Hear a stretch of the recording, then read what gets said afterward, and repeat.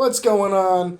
Jordan Dove here. I hope you're doing well. It's your favorite real estate advisor's favorite real estate advisor. That's me, Jordan Dove. It's Tuesday, January 10th, 2023. Today's video is going to be a little spinoff of yesterday's housing market update and economic report for the week of January 9th. So if you haven't seen that video, I recommend you go watch it after this one. That would be awesome. And hit that like button for me if you're not subscribed. Subscribe. I'm trying to bring you guys some better content this year so you can make informed decisions, okay? So yesterday in the economic notes section of that report, we discussed jobs reports and the unemployment rate report that came out for the month of December. And employment's pretty low based on these reports.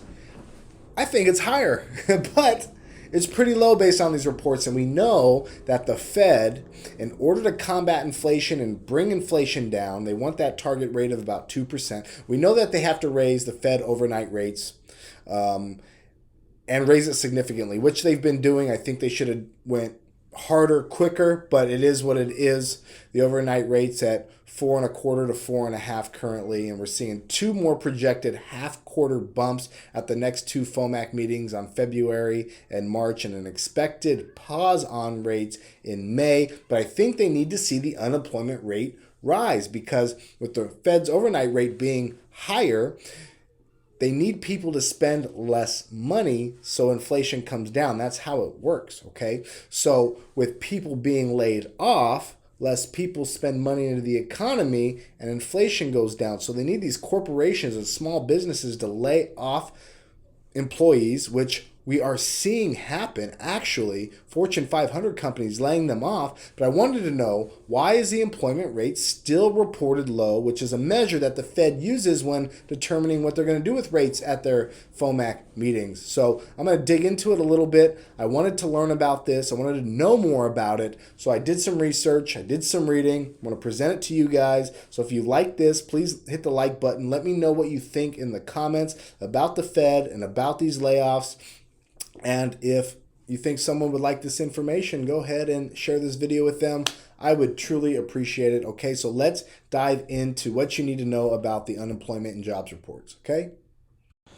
All right, so let's dive into it. What you need to know about the unemployment report, the employment report, and how the employment report influences Wall Street and the economy, all right? So we know that the Fed, the Federal Reserve, is tasked with whoever decided this at the Federal Reserve, that 2% inflation is good for the economy, is that is their target rate of where they want inflation to be on an annual basis. Now, in order for inflation to come down, the Fed needs to raise overnight rates. And the reason being is because when they raise rates, people spend less money because you actually get a return in your savings account and your CD accounts. So you spend less, and that's what they need. They need consumers to spend less to bring inflation down. It's not so much that the rate itself stops inflation, it's that less money is going into the economy. Less money, lower inflation. More money, higher inflation. Pretty simple, right? Now, the Fed is also raising rates because they need the unemployment rate to rise, because when companies have to borrow money, it decreases their overall net profits and their revenues, their gross revenues. So they need to start laying off employees to keep those profits the same or stay profitable even. And when you lay workers off, they spend less money into the economy. So these two things mixed together is very, very important to bring down inflation. So I was curious because the unemployment rate, if you read the email that I sent out on the market report yesterday, or if you watched the video, you know that the unemployment rate is currently, last reported, 4.1%, up a tick from 4.0%. But I was wondering who's included in these reports, who's not included, and who is included is people who are working, people who are on unemployment insurance, people who have been looking for a job the last 4 weeks. The people not included are active duty service members, students, retirees, and the kicker is people who have not been looking for work in more than 4 weeks. So an entire segment of the population is not considered employed or considered unemployed, even though they're unemployed because they haven't been looking for a job the last 4 weeks. I find that very interesting. Do you find that interesting? Can you see how something could be suppressed and numbers could be manipulated by not including a major segment of the population? I know several people who refuse to work, who collect government subsidies, food stamps, temporary assistance for needy families. They're subsidized by the government. Are those numbers included? So anyways, let's talk about the key takeaways on the monthly jobs report for the Bureau of Labor Statistics that estimates the U.S. employment rate and the monthly change in non-farm payrolls, as well as average earnings and hours worked. The report consists of two main components: the household survey, which is used to estimate the unemployment rate, and it surveys 60,000 households, and the establishment survey, providing data on payrolls, hours worked, and earnings. And I believe they survey 600,000 businesses of all sizes and surveys their payrolls. Okay, so this report is released the first Friday of every month for the prior month. The jobs report gives investors one of the earliest and most comprehensive views into the recent state of the U.S. economy. Okay, great. So I was curious, who is not in the labor force? The labor force is made up, and this is from BLS.gov, okay? The labor force is made up of unemployed and the unemployed. The remainder, those who have no jobs and are not looking for one, are not counted in the labor force, okay? So you're not working, you're unemployed, but you're not counted if you haven't been looking for a job in 4 weeks. Wow, I feel like any administration can make this number look however they want at any given time. So of course they're going to make it look low because great, the economy's doing well. How many of those 10.5 million job openings are high-paying jobs? How many of those job openings were seasonal job openings because of the holidays? I really don't believe this unemployment number to be accurate. Now, many who are not in the labor force are going to school and or retired. We talked about that. Family responsibilities keep others out of the labor force. And they report here that since the mid-1990s, typically fewer than 1 in 10 people not in the labor force reported that they want a job. But we know that COVID changed that. There was mass resignations. People were leaving their jobs. They could work from home. They wanted to spend more time with their family. They got stimulus money. Everyone had money. There was just so much money out there, and people were traveling and decided not to work. But if they stopped looking for a job for 4 weeks, they took a 5-week vacation not looking for work, they're no longer counted in the statistic. I find that amazing, okay? So keep that in mind when you look at that number, when you look at the jobs report number, when you look at the unemployment rate, all right? So I was curious about unemployment insurance benefits. Is the count of unemployed persons limited to just those people receiving unemployment insurance benefits? That's the question. The answer is no. The estimate of unemployment is based on a monthly sample survey of households. All persons who are without jobs and are actively seeking and available to work are included among the unemployed.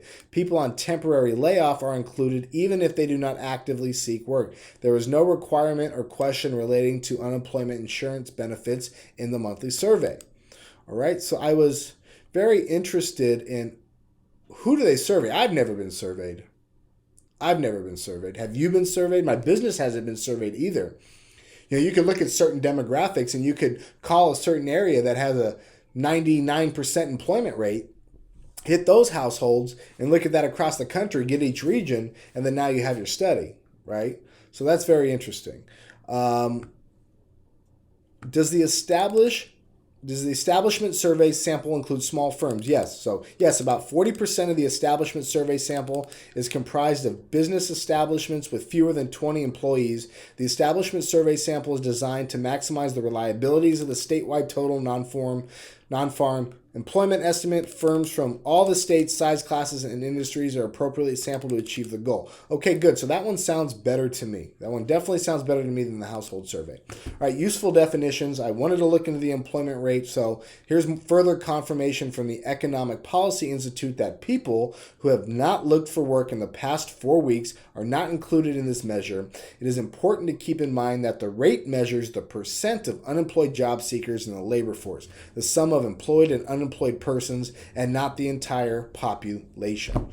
All right, so I just wanted to clarify that. Let's look at some of the job cuts that are happening. First, we'll start in the real estate industry. Anywhere, which is a lender, lays off more workers, announces end of RealSure iBuyer. A company has slashed its workforce by 11% since last June, according to the U.S. SEC filings. The move comes following months of housing market declines. That's one company going down fast. Open Door, another one, about to be bankrupt, another iBuyer. Working with them in this market is horrendous. They have flips, which is it's lipstick on a pig is what it is, with their shitty disclosures that do not benefit the buyers of the property. Anyways, we could talk about that another time. Compass launches third round of layoffs as job cuts extend into 2023. The CEO of Compass sent an email to staff on Thursday morning informing employees of the latest staff reduction, marking the third round of layoffs in 8 months. And they're looking to lay off more staff as the brokerage looks to further cut costs in the slowing housing market. And they have lost $154 million during the third quarter of 2022. That's up from $100 million a year earlier. They declined to specify the exact amount of employees specified. They went public in April 2021 with an $8 billion valuation. They expanded aggressively. They had an average of 13,314 agents during the third quarter of 2022. Moving into the media world, NBC Universal sees scattered layoffs in certain divisions. So we're seeing disruptions in the mainstream media. So we will be seeing layoffs and I'm sure some buyouts there. Coinbase, guys, crypto is a shit show. Coinbase lays off another 20% of its employees. The cuts of the cryptocurrency exchange come after nearly a fifth of employees were let go in June as crypto markets teeter and tech companies rethink their growing plans. Guys, this is not financial advice, but with the shit show at FTX gives the government every right to regulate the industry. Watch out for the government bringing some sort of digital currency or coin or operation to the masses that is regulated by the government. I'm sure that's going to be lovely and dandy. This whole thing stinks like a psyop to me. I feel like this was a test, a global test to see if they can make something work in the way this is traded. Okay, so Coinbase laying off 20% of employees. Again, not financial advice. I was all out of crypto 6 months ago. I think I still hold 1,000 XRP, but that is it. And even that, done. All right, crypto laying off. Bed Bath & Beyond, the latest meme stock, layoffs like crazy. They will be, guys, they're going to be closing down their storefronts. It's going to be done. It's done. They brought in the CEO of Chewy, who did a great job, who also bought GameStop. So everyone thought this was the next craze. Stock was, I believe, trading at $3 to $4 when that was announced. Skyrocketed up to $27. It's now trading at $1.50. I bet a lot of people lost their asses on this one. Good luck, Wall Street bets on Reddit. Anyways, Bed Bath & Beyond. More layoffs coming. Cost cuts, going to be closing shops. Again, we're seeing this happen in all these sectors. Silicon Valley, tech. Silicon Valley layoffs go from bad to worse. Amazon, they said that they were going to lay off 10,000. It's actually 18,000. This is the biggest and highest number of layoffs of any tech company in the recent downturn. Very interesting to see what's happening there, but they said that Amazon Web Services will not be affected, and I think that's where Amazon is shifting and has been focusing on, but shifting their main focus to is to the cloud and analytics and all of that stuff because that's the big data. They have their e-commerce, they have all of that, they got their music, they have Prime, right? They have Audible. They have some great companies built in, but I think the AWS cloud is where they will be focusing on. Goldman Sachs, huge Fortune 500 company, blue chipper, just unbelievable company, cutting off more than 3,000 jobs. And what's interesting about that is it's actually will focus on the firm's investment banking unit as part of the company's effort to prepare for an expected economic downturn this year. I've been telling you guys this stuff for the last year, what's coming. Genesis cuts reportedly affect 30% of its staff. That is a company in New York City that's a lender. Stitch Fix, the San Francisco-based online apparel service, closing Salt Lake distribution center and laying off 1/5 of its salaried employees. Amazon, we just talked about that, not 10, but 18,000. But Amazon has more than 1.5 million workers, making it one of the largest U.S. employers in the United States. Salesforce CEO announced plans to cut off 10% of its workforce in the coming weeks, estimated to affect roughly 7,900 of its 79,000 employees. Vimeo, the video hosting website, reducing its workforce by 11%. Micron announced to the SEC filing it plans to reduce its headcount by roughly 10%, estimated to be 4,800 of its 48,000 employees. Too Simple, a San Diego-based autonomous truck designer, could lay off 700 of its approximately 1,400 employees. That's half of their workforce. Austin-based commerce company BigCommerce laying off 13%. Thumbtack laying off 14%. Pluralsight 20%. And again, back to Goldman Sachs. Blue Apron, 10% of its corporate workforce. So we're seeing, this is all from December and January this year. We are seeing this happen on a pretty large scale. I don't remember this many layoffs before, but when money was so cheap and the stock market was going up, all these valuations of all these companies were inflated, overvalued, and here we are, all right? Like I said, Amazon Web Services not to be impacted by the 18,000 layoffs. That's where they're going to focus. Anywhere announces more layoffs. Shutter's iBuying. They're going to lay off 11% of its. They've laid off 11% of its workforce since June, and I believe they have more. Stitch Fix, Zillow, and Redfin were always doomed to fail. The tech space getting absolutely crushed, especially in the real estate industry.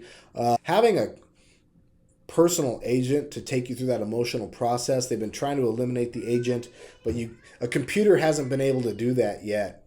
Hasn't been able to do it yet. The valuation models for Opendoor was absolutely broken. The valuation models for Zillow was absolutely broken. They had to shutter their iBuying program down at the end of 2021. At least they got out when they did because they were able to get rid of those properties. Opendoor is stuck with thousands of properties across the country. Can't sell them, paying low fees to buyers agents. So who wants to sell that? Okay, be done with them, be down with them. But that's it, guys. I wanted to talk about these layoffs and the jobs and the unemployment rate. Let me know what you guys think in the comments. Hope everyone's doing great. Have a great day. Talk to you guys soon.